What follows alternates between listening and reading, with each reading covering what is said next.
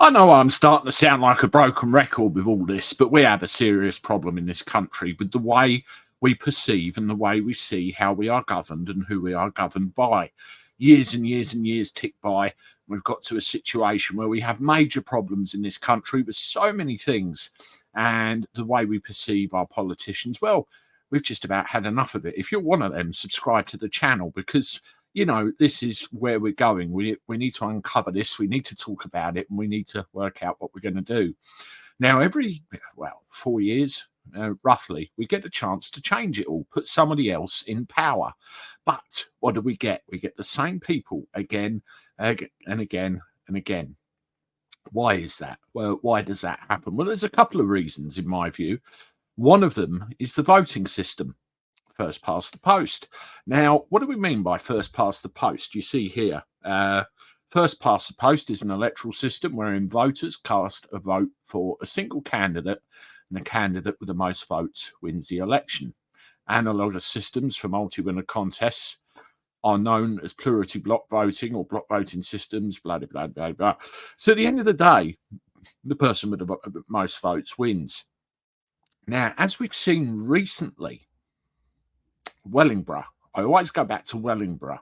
We have a area where a very large proportion of the electorate didn't come out and vote.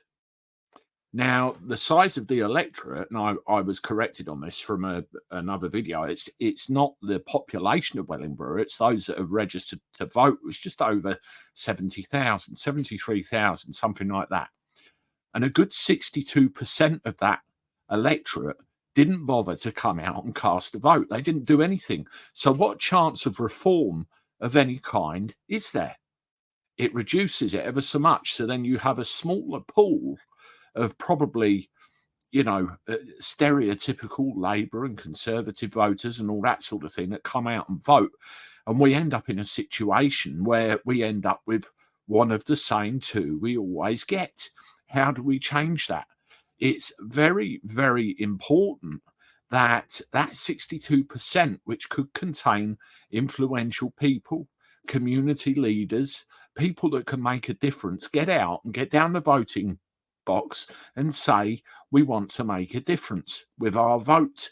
And, that is a majority, 62%. It's 62% that will not vote.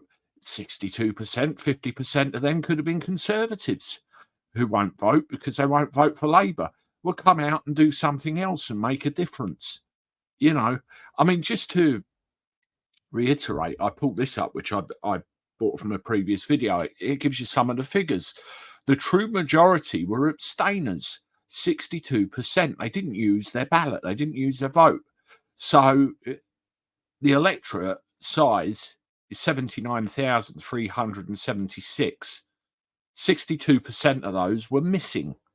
So then Labour's win of 13,844 was only 17% of the electorate population.